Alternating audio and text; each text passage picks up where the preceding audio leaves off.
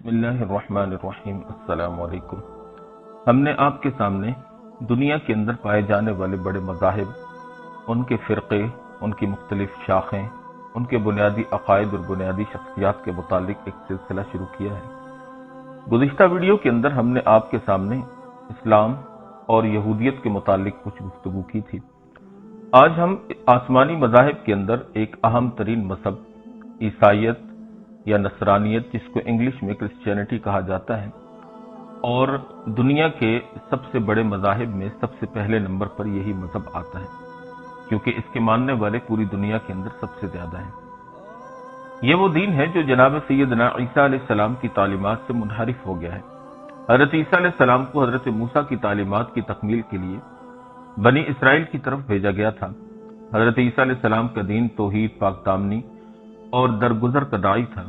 ان کے دین کو شدید مزاحمت اور مظالم کا سامنا کرنا پڑا، جس کی وجہ سے یہ دین اپنی روح کھو گیا اور اس میں تحریفات کا دروازہ کھل گیا، جس کے نتیجے میں یہ دین اپنی اصل بنیادوں سے دور ہوا اور مختلف فلسفیانہ اور بت پرستانہ عقائد کا چربہ بن گیا۔ عیسائیت کئی مراحل سے گزر کر موجودہ منحرف شکل کو پہنچی ہے۔ پہلا مرحلہ حضرت عیسیٰ علیہ السلام کے دور پر مشتمل ہے۔ اللہ تعالیٰ نے آپ کو بطور معجزہ کے بغیر باپ کے پیدا کیا اور آپ کو کئی معجزات سے نوازا۔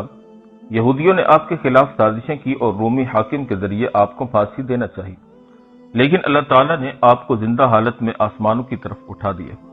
آپ علیہ السلام قیامت کے قریب آسمانوں سے اتریں گے اور دجال کو قتل کریں گے۔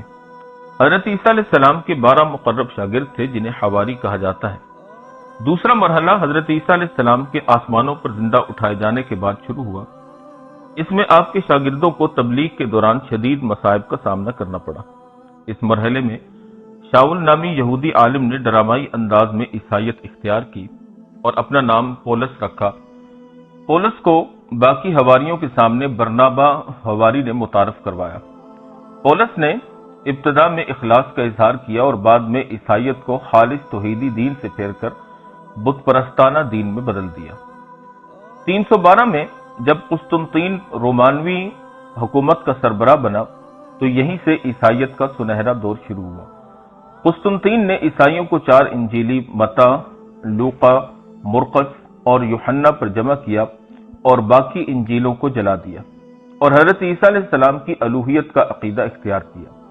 اس نے 324 میں سابق بازنطینی علاقے میں جدید روم کی بنیاد رکھی۔ یہ شہر بعد میں قسطنطنیہ، موجودہ دور کا استنبول کہلایا۔ قسطنطین نے اس شہر میں آیا صوفیہ کے نام سے ایک بڑا گرجا بنایا اور اس کے سربراہ کو اسکندریہ اور انطاکیہ کے بطریقوں کے برابر مرتبہ دیا۔ بعد میں رومی حکومت مشرق اور مغرب میں تقسیم ہوئی اور رومی اور قسطنطینیہ کلیساؤں کے مابین دینی سربراہی کے معاملے پر اختلاف شدت اختیار کر گئے۔ مذہبی معاملات میں بھی اختلاف کھل کر سامنے آ گیا، جس کے بعد 1054 میں مشرقی اور مغربی کلیساؤں کی آپس میں جدائی ہو گئی۔ مشرقی کلیسا آرتھوڈوکس کہلوایا اور مغربی کلیسا کیتھولک کہلوایا۔ آرتھوڈوکس کی سربراہی قسطنطنیہ کے بطریق کے پاس تھی اور کیتھولک کی سربراہی پوپ کے پاس تھی۔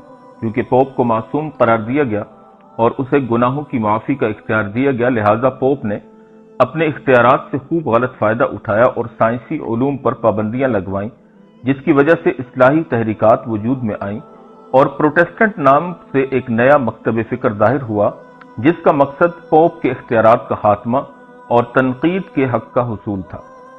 اگر ہم افکار اور عقائد کی بات کریں تو عیسائیت ایک الہ پر ایمان کی داعی ہے، لیکن یہ الہ 3 اقانیم، باپ، بیٹے اور روح القدس سے مرکب ہے۔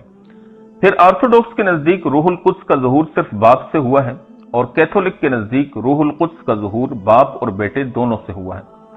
صلیب عیسائیوں کا شعار ہے، کیونکہ ان کے نزدیک حضرت عیسیٰ علیہ السلام نے صلیب پر لٹک کر انسانیت کے اس موروثی غلطی کا کفارہ ادا کیا جو آدم علیہ السلام سے ہوئی تھی۔ بپتسمہ یعنی بچے کو پانی میں بھگونا، اور عشائے ربانی یعنی پانی یا شراب اور خشک روٹی تناول کرنا، اور پانی یا شراب کا عیسیٰ علیہ السلام کے خون اور خشک روٹی کا ان کی ہڈیوں میں بدلنے کا تصور ان کی رسمیں ہیں۔ اگر ہم عیسائیت کے اثر و نفوذ کی بات کریں تو عیسائیت آج کل دنیا کے اکثر حصوں میں پھیلی ہوئی ہے۔ استعمار اور ان عیسائی تبلیغی تنظیموں نے اس کے پھیلاؤ میں اہم کردار ادا کیا، جن کے پیچھے لاتعداد وسائل رکھنے والے عالمی ادارے ہیں۔ اب ہم بات کرتے ہیں آپ کے سامنے عیسائیوں کے بڑے اور بنیادی فرقے جو اس وقت پوری دنیا کے اندر مختلف ممالک کے اندر پھیلے ہوئے ہیں۔ سب سے پہلے نمبر پر آرتھوڈوکس فرقہ ہے۔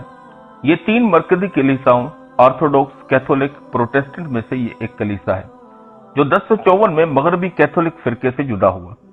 یہ رومی پوپ کی سربراہی کو نہیں مانتا۔ اس کے نزدیک روح القدس کا ظہور صرف باپ سے ہوا ہے۔ اس کے پیروکار زیادہ تر مشرق میں ہیں، اس لیے اسے مشرقی کلیسا کہا جاتا ہے۔ اگر ہم آرتھوڈوکس فرقے کی بنیادی شخصیات کی بات کریں تو 19ویں صدی کے آخر میں آرتھوڈوکس فرقے کی نمائندگی قسطنطینی کلیسا اور مصری یا قبطی کلیسا کے پاس تھی۔ بعد میں دونوں کلیساؤں میں جدائی ہوئی۔ اسلامی فتوحات کے بعد مصری کلیسا سے تعلق رکھنے والے لوگ اسلام سے متاثر ہو کر کثرت سے اسلام میں داخل ہوئے۔ 1453 میں مسلمانوں کے ہاتھوں قسطنطنیہ کی فتح کے بعد روسی کلیسا نے اپنے آپ کو آرتھوڈوکس فرقے کا اصل جانشین قرار دیا۔ یونانی آرتھوڈوکس فرقے کی کلیسائیں ترکی، یونان، روس، بلقان اور جزائر بحر ابیض وغیرہ میں پھیلی ہوئی ہیں، جبکہ مصری کلیسا کی پیروی کرنے والی کلیسائیں کینیا، لیبیا، الجزائر، کویت، عراق، امارات، دبئی، ابوظہبی، بحرین، شام، فلسطین، اردن، لبنان، شمالی امریکہ، کینیڈا، آسٹریلیا اور دیگر یورپی ممالک کے اندر موجود ہیں۔ اگر عیسائیوں کے فرقوں میں دوسرا فرقہ ہم دیکھیں تو یہ دنیا کا سب سے بڑا کلیسا ہے جس کو کیتھولک کہا جاتا ہے۔ پطرس کو اس کا بانی کہا جاتا ہے۔ یہ رومی پوپ کا پیروکار ہے اور اسے مغربی کلیسا بھی کہا جاتا ہے۔ یورپی تاریخ کے مختلف واقعات میں اس کلیسا کا بڑا اہم کردار رہا ہے۔ بادشاہوں اور کلیسا کی لڑائی کے نتیجے میں اس کلیسا میں نئے عقائد کا ظہور ہوا، جیسے کہ پوپ کا معصوم ہونا وغیرہ۔ اس کلیسا نے اگرچہ رہبانیت ترک دنیا کے دعوے کیے، لیکن اس کے افراد فحاشی، بدکاری اور مختلف جرائم میں ملوث پائے گئے۔ رہبانیت نے یورپ میں خاندانی زندگی کو تباہ کر دیا۔ صلیبی جنگوں میں یورپی اقوام کا مسلمانوں سے اختلاط ہوا، جس کے نتیجے میں سائنسی تحریکات کا آغاز ہوا، جس کے نتیجے میں صنعتی انقلاب پیدا ہوا۔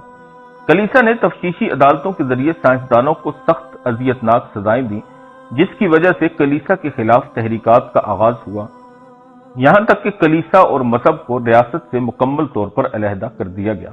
پطرس حواری کو اس کلیسا کا بانی تصور کیا جاتا ہے، لیکن تاریخ سے معلوم ہوتا ہے کہ اس کلیسا کی بنیاد میں پولس کا ہاتھ تھا۔ یہ کلیسا باقی عیسائی فرقوں کی طرح ایسے ایک الہ پر ایمان رکھتا ہے جو 3 اقانیم، اب یعنی باپ، ابن یعنی بیٹا اور روح القدس سے مرکب ہے۔ اس کے نزدیک روح القدس کا ظہور باپ اور بیٹے دونوں سے ہوا ہے۔ حضرت عیسیٰ علیہ السلام نے انسانیت کو موروثی غلطی سے پاک کرنے کے لیے تختہ دار پر چڑھ کر کفارہ ادا کیا ہے۔ یہ ان کے بنیادی عقائد میں شامل ہے۔ اگر ہم کیتھولک فرقے کے اثر و نفوذ کی بات کریں تو یہ کلیسا یورپ میں اٹلی، فرانس، لیٹونیا، Poland, Slovakia, Belgium, Spain, Portugal, Ireland, لاطینی امریکہ، فلپائن اور جنوبی مشرقی ایشیا میں پھیلا ہوا ہے۔ ہالینڈ، جرمنی، امریکہ اور کچھ افریقی ملکوں میں اس کی اقلیتیں موجود ہیں۔ عیسائیوں کا بڑا اور تیسرا فرقہ پروٹسٹنٹ کے نام سے مشہور ہے۔ یہ عیسائیوں کا ایک فرقہ ہے جو مغربی کلیسا کیتھولک کے انجیل مخالف اقدامات کے خلاف احتجاج کے طور پر ابھرا ہے۔ اسی لیے اس کو انجیلی فرقہ بھی کہا جاتا ہے، کیونکہ یہ صرف انجیل کا پیروکار ہے۔ اس فرقے کا کہنا ہے کہ ہر عیسائی کو انجیل سمجھنے کا حق ہے، یعنی انجیل کے سمجھنے کا حق صرف پادریوں کو نہیں ہے۔ اس فرقے نے کیتھولک فرقے کے مجرمانہ اقدامات کو بے نقاب کیا۔ باقی سائنسی علوم کی مخالفت میں یہ کیتھولک فرقے کا ہم نوا ہے۔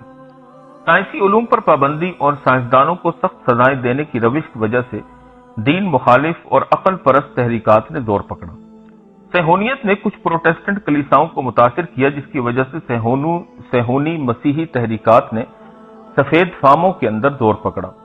موجودہ دور میں اینگلو ساکسن نامی گروہ، جس کے پیروکار 40 ملین کے قریب ہیں، یہودیت کی تائید میں پیش ہے۔ امریکی سیاست میں اس گروہ کا بڑا اثر و رسوخ ہے۔ اگر ہم پروٹسٹنٹ فرقے کی بنیادی شخصیت کی بات کریں تو پروٹسٹنٹ فرقہ 16ویں صدی میں وجود میں آیا۔ مارٹن لوتھر اس کا اصل محرک اور بانی تھا۔ مارٹن لوتھر جرمنی میں پیدا ہوا، 1546 میں اس کی وفات ہوئی۔ ہر ایک عیسائی کو انجیل سمجھنے کا حق دینے کی وجہ سے اس فرقے میں پھر لاتعداد فرقے پیدا ہو گئے۔ اگر ہم پروٹسٹنٹ فرقے کے اثر و نفوذ کے علاقوں کی بات کریں تو جرمنی، ہالینڈ، برطانیہ، امریکہ، سوئٹزرلینڈ اور ڈنمارک وغیرہ میں پھیلا ہوا ہے۔ باقی ریاستوں میں اس فرقے کی اقلیتیں پائی جاتی ہیں۔ یہ تو عیسائیت کے بڑے فرقے تھے۔ اب اس کے بعد کچھ مزید ذیلی شاخیں ان کے اندر پیدا ہوئیں، جن کا تذکرہ اب ہم آپ کے سامنے بیان کرتے ہیں۔ چنانچہ ایک فرقہ مارونیہ ہے۔ یہ کیتھولک کا ایک مشرقی فرقہ ہے۔ ان کا کہنا ہے کہ مسیح علیہ السلام کی دو طبیعتیں اور ایک مشیت ہے۔ اس وجہ سے ان کا آرتھوڈوکس کے ساتھ ہمیشہ اختلاف رہتا ہے۔ لبنان ان کا مرکز ہے۔ 1182 میں انہوں نے رومی پوپ کی اطاعت کا اعلان کیا۔ صلیبی جنگوں میں انہوں نے فرانس کے ساتھ خوب تعاون کیا۔ اس وقت ان کے پاس 40,000 مسلح جنگجو تھے۔ 1943 سے لبنان میں مسلمانوں اور عیسائیوں کا معاہدہ چلا آ رہا ہے، جس کی روح سے لبنانی سربراہ مملکت مارونی فرقے سے ہوگا۔ یہ فرقہ مارون نامی پادری کی طرف منسوب ہے، جو 410 میں انطاکیہ اور قورس کے درمیان فوت ہوا۔ یوحنا مارون جو 668 میں مارونی ہوا، اس نے اس فرقے کے پھیلاؤ میں اہم کردار ادا کیا۔ صلیبی جنگوں میں فرانس وغیرہ کے ساتھ خوب تعاون کرنے کی وجہ سے تاحال ان کے فرانس سے اچھے تعلقات ہیں۔ آل خازن، دحداح، حبیش، سعد، کرام، ظاہر، بستانی، شدیاق، نقاش اور بازان ان کے معروف خاندان ہیں، جو کہ اس فرقے کے پھیلاؤ میں اہم کردار ادا کر رہے ہیں۔ اگر ان کے اثر و نفوذ کے علاقوں کی بات کی جائے تو ان کی زیادہ تر تعداد لبنان میں ہے۔ جنگوں اور ہجرت کی وجہ سے ان کی کچھ تعداد تکریت، عراق میں، دمشق، حلب اور القدس میں بھی جا کر بسی ہیں، اور کچھ مصر، روڈس اور مالٹا میں بھی رہتے ہیں، اور ان کے کچھ لوگ امریکہ، افریقہ اور انڈونیشیا میں بھی جا کر رہتے ہیں۔ اسی طرح ایک فرقہ جزویٹ ہے۔ یہ ایک کیتھولک فرقہ ہے جو عام طور پر یورپ میں، جبکہ خاص طور پر اسپین، پرتگال اور فرانس میں پھیلا ہوا ہے۔ اسلام کی تباہی اس کا مقصد ہے۔ یہ فرقہ اسکولوں اور ہسپتالوں وغیرہ کی تعمیر جیسے کاموں کے ذریعے لوگوں کو عیسائی بناتا ہے۔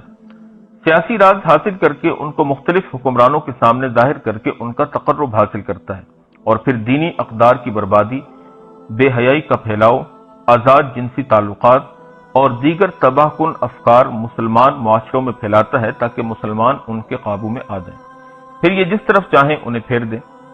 فرانسیسی پادری انیاس لایولا نے قرون وسطی میں اس فرقے کی بنیاد رکھی۔ بعد میں اس فرقے نے تفتیشی عدالتوں کے ذریعے اندلس، اسپین میں مسلمانوں کے خاتمے میں اہم کردار ادا کیا۔ یہ لوگ معاشرے کی نظر میں اچھا بننے کے لیے مختلف رفاہی کاموں میں بڑھ چڑھ کر حصہ لیتے ہیں، اور پھر اپنے اہداف حاصل کرنے کی کوشش کرتے ہیں۔ اسی طرح عیسائیوں کا ایک اور فرقہ مورمن ہے۔ یہ اصل عیسائیت سے نکلا ہوا نسبتاً جدید فرقہ ہے، جو حضرت عیسیٰ علیہ السلام کے دین کی طرف دعوت کا لبادہ اوڑھتا ہے، اور اس دین کو اپنے اصل یعنی یہودی کتابوں کی طرف لوٹانے کی حمایت کرتا ہے، کیونکہ ان کی نظر میں عیسیٰ علیہ السلام یہودیوں کو ظلم سے نجات دلانے کے لیے آئے تھے۔ ان کا شرک اس قدر بھیانک ہے کہ ان کے نزدیک اللہ تعالیٰ انسانی شکل میں ہے اور ہڈیوں سے مرکب ہے، اور اس کے جسم میں ازلی روح ہے۔ نیز ان کا یہ بھی عقیدہ ہے کہ انسان اللہ کے بچے ہیں۔ یوسف سمتھ، جو کہ 1805 کو امریکہ میں پیدا ہوا، اس فرقے کا بانی ہے۔ یہ 1820 میں ایک جنگل میں عبادت کے لیے گیا، اور اس نے واپس آ کر نبوت کا دعویٰ کیا، اور 1830 میں اپنے فرقے کی بنیاد رکھی۔ بعد میں یہ اپنی بیوی سمیت قتل ہوا۔ اس فرقے کے نزدیک چونکہ نبوت کا سلسلہ ختم نہیں ہوا، اس لیے ان کے تمام رہنما ہی نبی ہیں۔ یہ فرقہ یہودیوں کا بہت بڑا حامی ہے۔ مورمن فرقے کے پیروکاروں کی تعداد 5 ملین ہے۔ ان میں سے 80% امریکہ میں رہتے ہیں۔ یوٹا ان کا مرکز ہے۔ یہ لوگ ریاست متحدہ امریکہ، جنوبی امریکہ، کینیڈا اور یورپ میں پھیلے ہوئے ہیں۔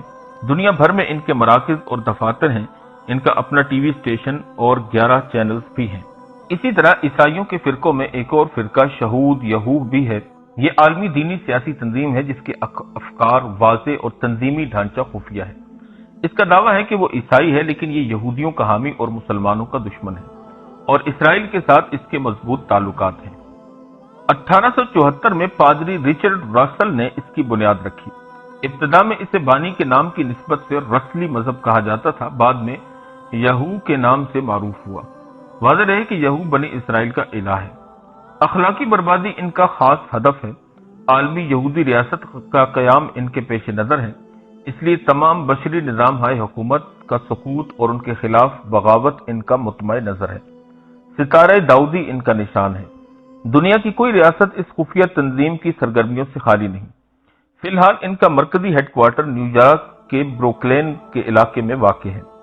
1955 तक 158 मुल्कों में इनकी सरगर्मियां थीं।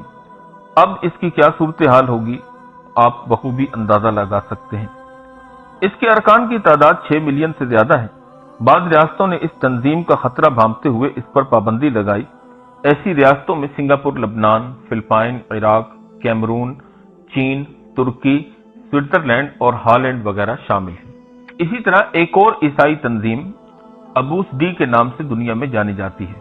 ये एक खुफिया ईसाई तंजीम है। इसका मकसद तरबियत, सियासत, इक्तिसाद और काबिल नमूना कारकुनों की सूरत में जदीद वसाइल से इस्तेफादा करते हुए कैथोलिक मसीही तालीमात की सरबुलंदी है।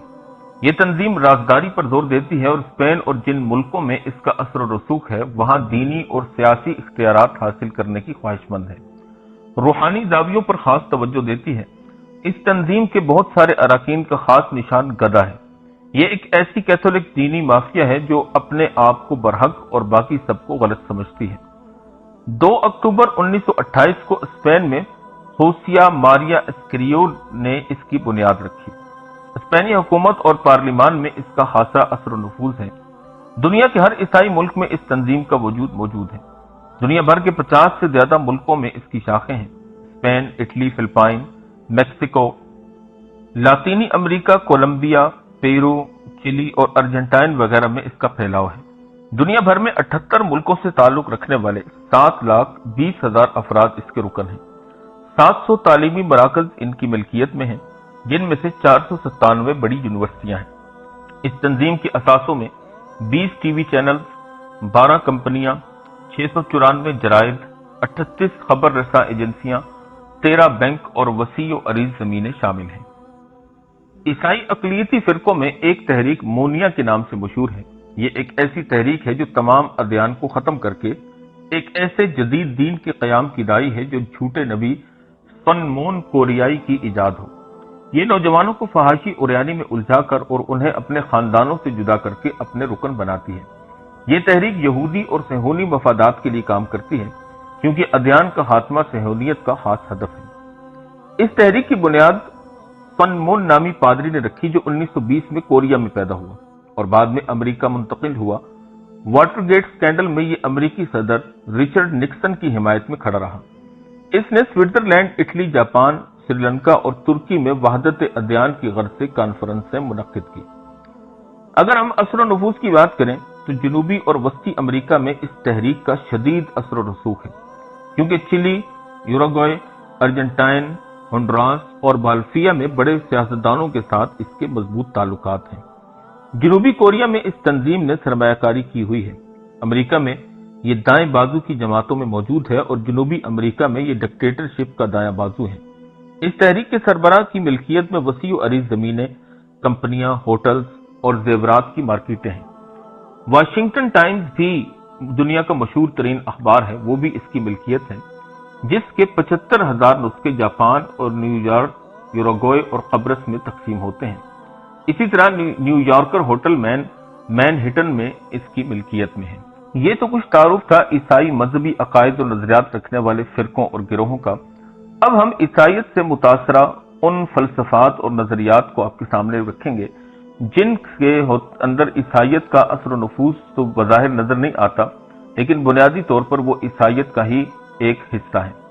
चुनांचे सबसे पहले नंबर पर तंसीर यानी गॉस्पल है। ये एक दीनी, सियासी और इस्तेमारी तहरीक है। ये सलीबी जंगों की नाकामी के बाद जाहिर हुई। इसका मकसद अमूमी तौर पर तीसरी दुनिया की मुख्तलिफ कौमों और खुसूसी तौर पर मुसलमानों के दरमियान ईसाइयत का फैलाना है, ताकि इन अक़वाम पर कंट्रोल हासिल किया जा सके। ये जहालत, गुर्बत और बीमारियों से फायदा उठाती है। अपने मकासद के हुसूल के लिए मीडिया, किताबों, टीवी, रेडियो, तालीम, मेडिकल और कुदरती आफात और जंगजदा लोगों की इमदाद को बतौर हथियार के इस्तेमाल करती है। ये तहरीक इस्लाम का चेहरा मस्क करने की कोशिश करती है और इस सिलसिले में बेपनाह माली वसाइल भी इस्तेमाल करती है। अगर हम बुनियादी शख्सियात की बात करें तो रेमंड लोल इस तहरीक का बानी है। इसी तरह सैमुएल दोवेमर इस जैसी दीगर शख्सियात इनके अहम रहनुमाओं में शामिल हैं। अगर हम अकायद और अफकार की बात करें तो इस्लामी इत्तेहाद को खत्म करना, इस्लाम के खिलाफ मुख्तलिफ प्रोपेगंडे करना, मुसलमानों में ऐसी नस्ल तैयार करना जो अगर ईसाई ना भी बने लेकिन इस्लाम से इसका कोई ताल्लुक ना हो, इस तहरीक के बुनियादी अफकार में शामिल है। یہ تحریک اپنے مقاصد کے حصول کے لیے وقتاً فوقتاً مختلف کانفرنسیں منعقد کرتی ہے۔ اس سلسلے میں قاہرہ، اسکاٹ لینڈ، لکھنؤ، القدس، سوئٹزرلینڈ، سویڈن، استنبول، مصر، لبنان، بغداد، شکاگو، امریکہ، ہالینڈ، یورپ اور انڈونیشیا میں جو کانفرنسیں انہوں نے کی ہیں وہ قابل ذکر ہیں۔ کیلیفورنیا امریکن یونیورسٹی بیروت اور امریکن یونیورسٹی قاہرہ اس تحریک کے بڑے مراکز میں شامل ہیں۔ اس تحریک نے کئی کتابیں بھی لکھی ہیں، ان میں دائرۃ المعارف الاسلامیہ جیسی ضخیم کتابیں بھی شامل ہیں۔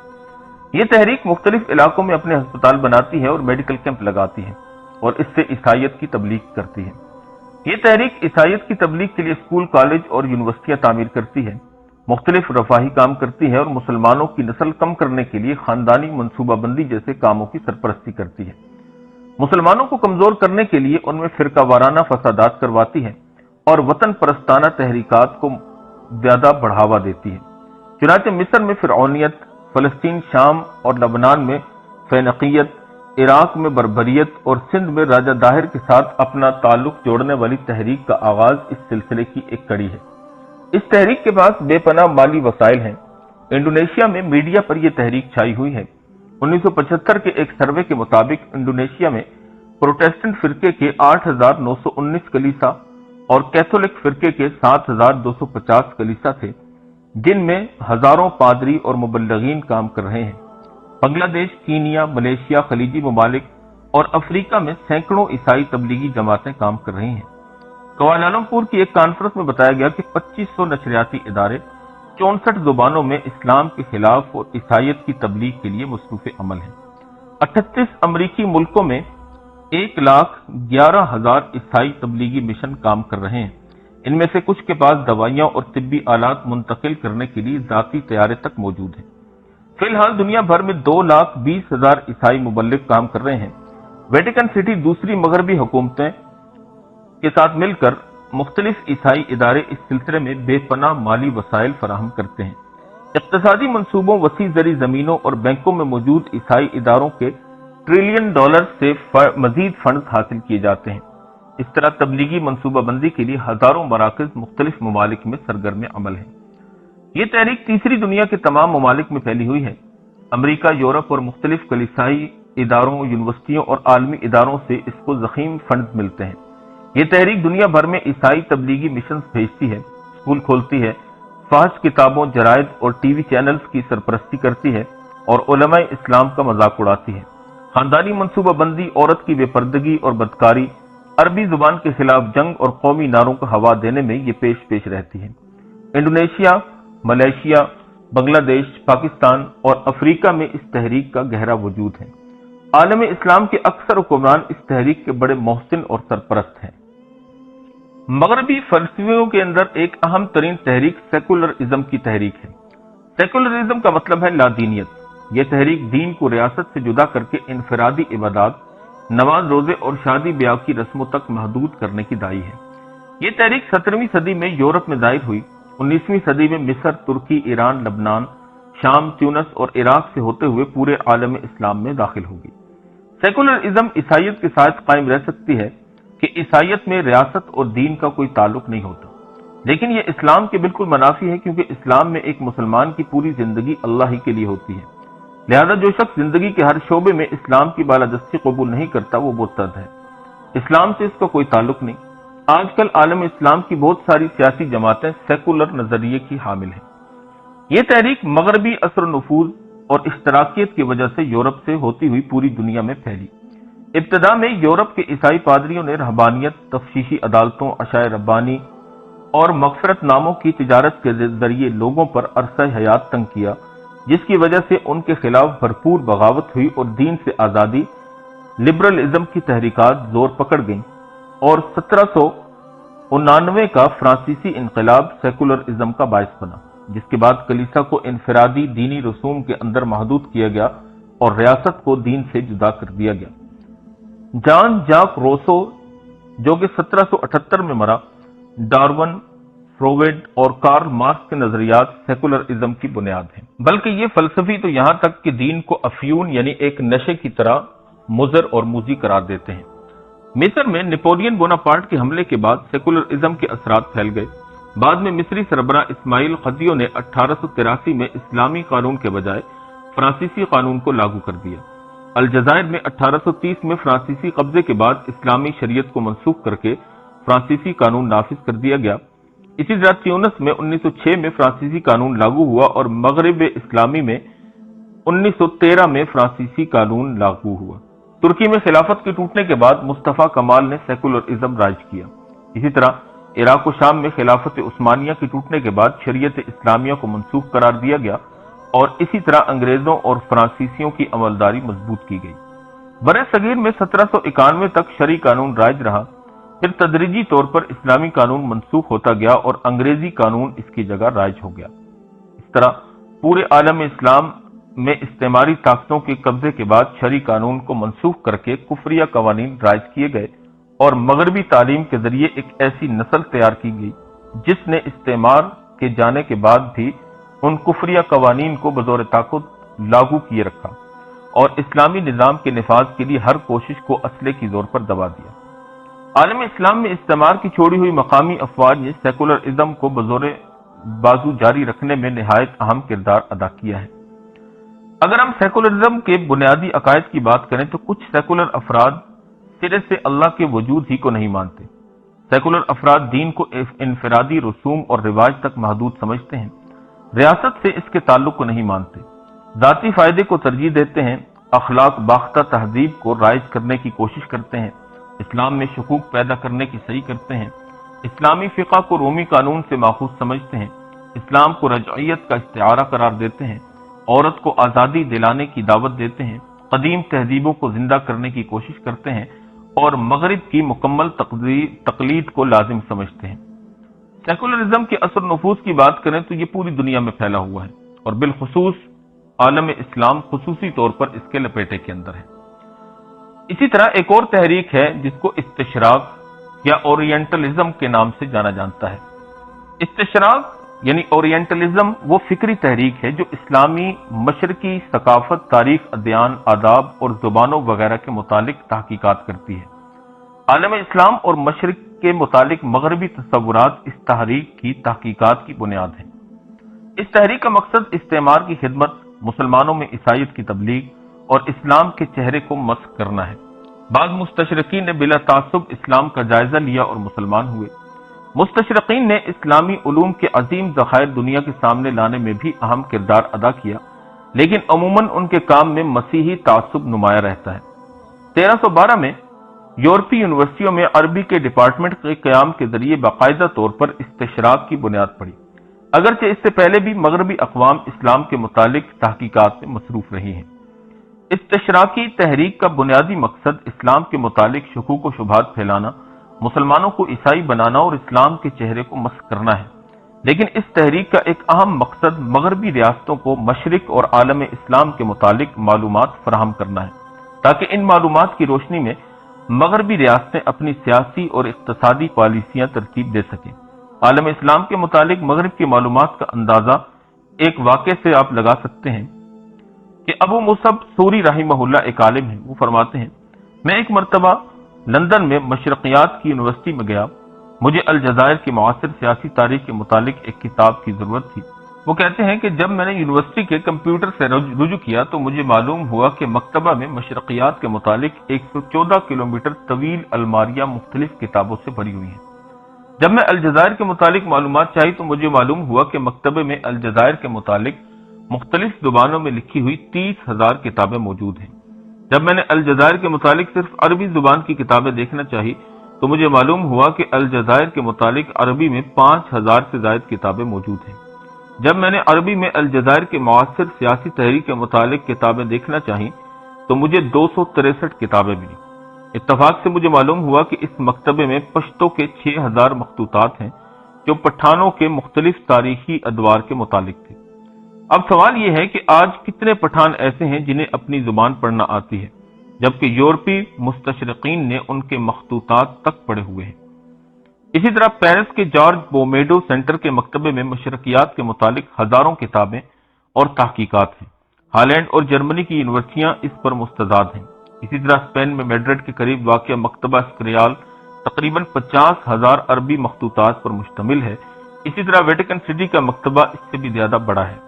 مستشرقین کی اہم مؤلفات میں کارل بروکلمان کی تاریخ الادب العربی، دائرۃ المعارف الاسلامیہ، جو کہ جرمن، انگلش اور دوسری زبانوں میں بھی موجود ہے۔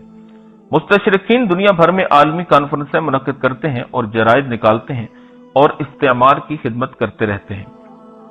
مستشرقین کی زیادہ تر سرگرمیاں مغرب میں ہیں۔ ان میں برطانوی، فرانسیسی، ہالینڈ، اسپانوی اور دیگر مغربی جنسیات سے تعلق رکھنے والے مستشرقین شامل ہیں۔ مغربی حکومتیں اور ادارے، کمپنیاں اور کلیسا ان مستشرقین کی مالی اعانت میں کوئی کنجوسی نہیں کرتی۔ مصر، شام اور عالم اسلام کی دیگر یونیورسٹیوں میں مستشرقین کی کثیر تعداد بطور استاد کے متعین ہے۔ اسی طرح ایک اور تحریک تغریب یعنی ماڈرنزم کے نام سے مشہور ہے۔ یہ سیاسی، اجتماعی، ثقافتی اور فنی پہلوؤں پر مشتمل ہے۔ ایک بڑی فکری تحریک ہے جس کا مقصد عمومی طور پر تمام اقوام کو اور خصوصی طور پر مسلمانوں کو مغربی رنگ میں ڈھالنا ہے، تاکہ مسلمانوں کا دینی تشخص ختم ہو جائے اور مکمل طور پر مغربی تہذیب میں ڈھل جائے۔ بنیادی شخصیات میں 19ویں صدی کے شروع میں عالم اسلام پر مسلط مغرب زدہ حکمران ٹولے نے عالم اسلام سے تعلیم وغیرہ کے حصول کے لیے وفود مغرب بھیجنے شروع کیے۔ مغربی ماہرین کو اپنے ہاں بلانا شروع کیا تاکہ مغربی طرز پر افواج کی تربیت کی جا سکے۔ بعد میں مغرب میں تعلیم حاصل کرنے والے ان وفود نے عالم اسلام پہنچ کر مغربی تہذیب کو رائج کرنے کے لیے کام شروع کیا۔ انہوں نے میڈیا، تعلیم اور پرانی تہذیبوں کے احیاء کے ذریعے اپنا زہر پھیلایا اور اس سلسلے میں دنیا بھر میں کانفرنسیں منعقد کی اور کتابیں لکھی۔ ان کوششوں کا یہ نتیجہ نکلا کہ آج ایک مسلمان اور کافر میں ظاہری طور پر پہچان مشکل ہے، کیونکہ دونوں کی داڑھی نہیں ہوتی اور دونوں مغربی رنگ میں رنگے ہوئے ہوتے ہیں۔ حالانکہ جناب رسول اللہ صلی اللہ علیہ وسلم نے فرمایا کہ جس نے جس قوم کی مشابہت اختیار کی وہ انہی میں سے ہے۔ اگر ہم اثر و نفوذ کی بات کریں تو یہ تحریک پورے مشرق اور تمام عالم اسلام میں پھیلی ہوئی ہے، اور مصر، شام، ترکی اور انڈونیشیا میں اس کے اثرات بہت زیادہ ہیں، اور باقی عالم اسلام میں اس کے اثرات نسبتاً کم ہیں۔ مغربی تہذیب اور عیسائی فلسفوں سے متاثر جو سب سے بڑی اور اہم ترین اور مہلک تحریک ہے وہ ڈیموکریسی یعنی جمہوریت کی تحریک ہے۔ یہ ایک ایسا نظام حکومت ہے جس میں عوام کی اکثریت کو خدائی اختیار دیا جاتا ہے۔ چنانچہ اگر عوام کی اکثریت چاہے تو کفر کو اسلام اور اسلام کو کفر قرار دے۔ جمہوریت اللہ تعالیٰ کے ساتھ حاکمیت میں شرک ہے۔ جمہوریت اللہ کے ساتھ شرک کے علاوہ اور بے کئی کفریات پر مشتمل ہے۔ جمہوریت میں ہر شہری کو عقیدے اور فکر کی آزادی حاصل ہوتی ہے، لہذا اگر کوئی مرتد ہونا چاہے تو جمہوریت میں یہ اس کا بنیادی حق ہے، جبکہ اسلام میں مرتد کی سزا قتل ہے۔ جمہوریت میں ہر شخص کو آزادی اظہار رائے کا حق حاصل ہوتا ہے، لہذا اگر کوئی شخص شاعر اسلام یا انبیاء کرام کی توہین کرنا چاہے تو جمہوریت میں یہ اس کا بنیادی حق ہے، جبکہ اسلام میں ایسے شخص کی سزا قتل ہے۔ جمہوریت میں تمام لوگ برابر کے شہری ہوتے ہیں، جبکہ اسلام میں کافر اور مسلمان برابر نہیں ہو سکتے۔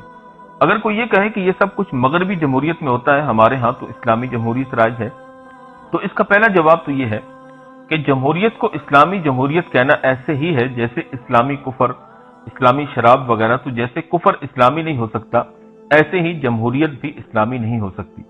دوسرا جواب یہ ہے کہ اگرچہ پاکستان سمیت عالم اسلام کے کئی ممالک نے اپنے دساتیر میں یہ تصریح کی ہے کہ حاکمیت اعلیٰ اللہ تعالیٰ کے لیے ہوگی، لیکن اس کے ساتھ ساتھ ان تمام ممالک نے اقوام متحدہ کے چارٹرڈ پر بھی دستخط کیے ہیں، جس کی روح سے یہ تمام جمہوری آزادیاں اور حقوق اسی طرح ماننے ہوں گے جس طرح سے مغربی جمہوریت میں ہے۔ تو کیا یہ اسلامی دستور کے واضح طور پر منافی نہیں ہے؟ اگر ہم جمہوریت کی بنیاد کی بات کریں تو جمہوریت کی بنیاد 1789 میں فرانسیسی انقلاب کے بعد پڑی۔